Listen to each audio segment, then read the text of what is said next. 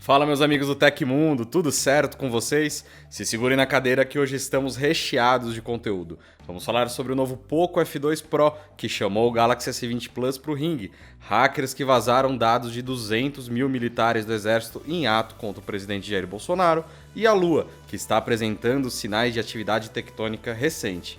Quer saber tudo isso e muito mais? Então taca o dedo no like e bora para as notícias.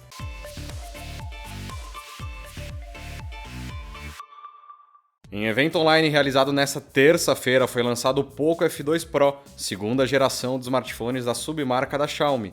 Assim como o primeiro, lançado em 2018, o novo dispositivo traz características imponentes por um preço competitivo. O smartphone traz configurações com 6 GB de RAM e 128 GB de armazenamento por 499 €, além de 8 GB de RAM com 256 GB de armazenamento por 599 €. Na apresentação, há pouco se comparou com o Galaxy S20 Plus de 1.099 € e o OnePlus 8 Pro de 909 €. Os aparelhos já estão à venda globalmente em lojas como Gearbest e AliExpress. O celular da submarca da Xiaomi ainda é acompanhado do Snapdragon 865, atual chip mais potente da Qualcomm. Apesar de ser uma novidade no mercado, o Poco F2 Pro usa o mesmo formato industrial do Redmi K30 Pro. Assim, ele traz tela AMOLED de 6,67 polegadas Full HD+, que cobre quase toda a frontal. A câmera de selfies de 20MP, por exemplo, fica num mecanismo pop-up. O smartphone tem, na traseira, 4 câmeras, a principal de 64MP, grande angular de 13MP, macro de 5MP e um sensor de profundidade de 2 megapixels. Por fim, o Poco F2 Pro traz uma bateria de 4.700 mAh, que, segundo a Poco, dura 6 horas gravando vídeos ou 13 horas jogando. Mais detalhes você encontra lá no site do Tecmundo.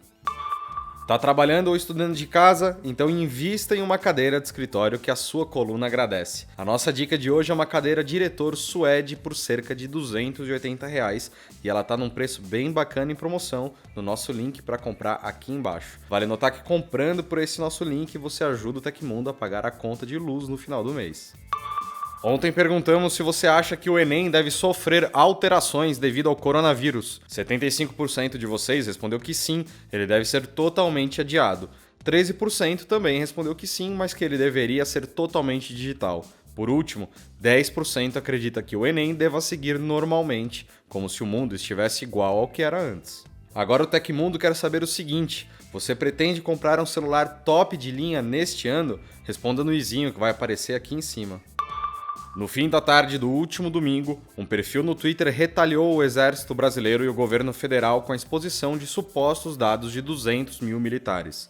O grupo exige que a instituição reaja às recentes declarações e atitudes do presidente da República, Jair Bolsonaro, que vão contra as recomendações de autoridades de saúde em relação à pandemia da Covid-19. No texto que acompanha a descrição dos dados, o grupo destaca as declarações e ações mais polêmicas do atual presidente desde o dia 10 de março, associando isso com os números da pandemia no Brasil. Fora isso, o grupo também ressaltou uma grande licitação milionária para a realização de um evento com o próprio presidente, assim que descoberta pela imprensa, a licitação de 3 milhões de reais que seriam usados na locação de estrutura de eventos foi revogada pelo comando do Exército. Para provar a veracidade da invasão, o grupo tornou pública e disponível para download uma parcela dessas supostas informações obtidas nos bancos de dados do Exército. O restante, por sua vez, pode ser comprado em negociação direta com o hacker. Em uma inspeção, o Tecmundo encontrou dados sensíveis de milhares de indivíduos. Entre eles estão e-mails institucionais do Exército Brasileiro, nomes completos, contas e agências bancárias, títulos de eleitor e números de telefone. Partindo para informações mais delicadas, alguns dos arquivos continham informações sensíveis como CPF, nome dos pais, estado civil, nível de escolaridade, religião, números de RG, CNH, entre outros. Ademais, logins de cadastro e dicas de senhas também foram expostos, assim como uma curiosa coluna de dados com o título Idade Mental 6 anos, sem propósito definido. Sobre o evento de 3 milhões de reais para o presidente, o grupo se mostra revoltado com as atitudes do governo e do exército. Abre aspas. Se isso não fosse exposto, eles teriam prosseguido como algo normal. Se isso ocorreu de forma oculta e foi cancelado assim que exposto, imagine o que eles fazem às escondidas e que ainda não foi divulgado, disse um dos responsáveis ao Tecmundo. O Tecmundo entrou em contato com o Ministério da Defesa, mas as autoridades responsáveis preferiram não se pronunciar sobre o caso até conseguirem fazer uma análise completa do vazamento.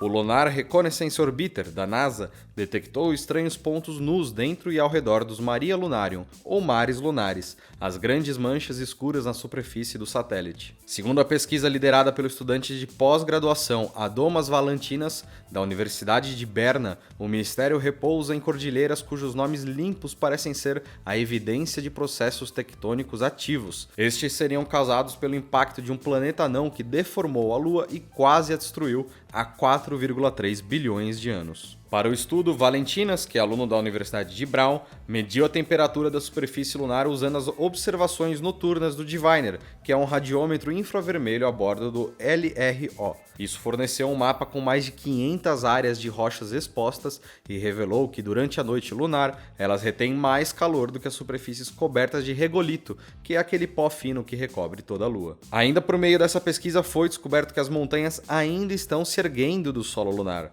A crosta do satélite se rompe e o regolito escorrega pelas fendas, deixando os blocos expostos. O choque do antigo planeta anão foi tão poderoso que esmigalhou eternamente o lado oposto do satélite, aquele que é voltado para a Terra. O espaço vazio foi preenchido por magma, formando o padrão revelado na pesquisa. A Caixa Econômica Federal vai liberar nos próximos meses a abertura de até 45 milhões de novas contas digitais no banco. O objetivo é fornecer uma alternativa virtual para quem recebe o auxílio emergencial do governo, enviado a quem teve o trabalho prejudicado por causa da pandemia do novo coronavírus. O anúncio foi realizado pelo presidente da Caixa, Pedro Guimarães, durante uma videoconferência da comissão que fiscaliza as ações do governo durante a pandemia. Segundo ele, o movimento presencial nas agências e casas lotéricas ainda é intensa, mas mudanças como essa podem trazer uma revolução na forma de usar os serviços. Alguns dos políticos participantes também aproveitaram a ocasião para reclamar da demora na aprovação de alguns dos pedidos pelo auxílio, algo que deve ser intensificado com a inclusão de novas categorias profissionais. Em resposta, o presidente citou que a equipe tem trabalhado para reduzir a fila e conter eventuais fraudes, chamando os servidores que estão realizando o atendimento presencial de heróis. A Uber lançou uma nova categoria que permite solicitar viagens para enviar artigos pessoais sem sair de casa. A nova modalidade, disponibilizada inicialmente nas cidades de São Paulo, Rio de Janeiro, Salvador, Belo Horizonte e Porto Alegre, busca ajudar no combate à Covid-19, seguindo as recomendações das autoridades de saúde e manter o distanciamento social. Chamado Uber Flash, a nova modalidade do aplicativo de transportes possibilita o envio de itens de tamanho pequeno ou médio, com peso máximo de 10 kg e que caibam no porta-malas de um carro da categoria UberX, sem impedir a visibilidade do condutor. Os objetos devem ter o valor máximo de R$ 500. De acordo com a companhia, quem solicita o serviço fica responsável por pagar a viagem, o que pode ser feito somente com os meios de pagamento digitais, cartões e créditos Uber. O preço sugerido do envio de objetos aparece no app e para o cálculo são levados em conta a distância e o tempo estimados. O Uber Flash funciona diariamente entre as 6 e as 11 horas da noite, e é importante ressaltar que a empresa não se responsabiliza em caso de danos ao produto enviado ou extravio. A modalidade não inclui nenhum tipo de seguro. Aconteceu na história da tecnologia. Em 12 de maio de 1941, o engenheiro alemão Konrad Zuse revelou o Z3, agora geralmente reconhecido como o primeiro computador programável e totalmente funcional. Como a Alemanha estava lutando na Segunda Guerra Mundial nessa época, pouco se sabia sobre o Z3 até depois da guerra. Ele foi utilizado pelo Instituto de Pesquisa Aeronáutica Alemã a fim de realizar análises estatísticas em projetos de asas de novas aeronaves. E essas foram as notícias do Hoje no Tecmundo desta terça-feira. O programa vai ao ar de segunda a sexta, sempre no fim do dia. Os links e tempos de todas as notícias que a gente deu aqui estão no comentário fixado no YouTube e na descrição do episódio nas plataformas de áudio. Quem quiser assinar o programa como podcast, os links estão na descrição do vídeo. Aqui quem fala é o Felipe Paião e amanhã tem mais. Você pode me encontrar lá no Twitter pela @Felipe Paião. Espero que vocês continuem seguindo as recomendações da Organização Mundial da Saúde. Um abraço e até amanhã.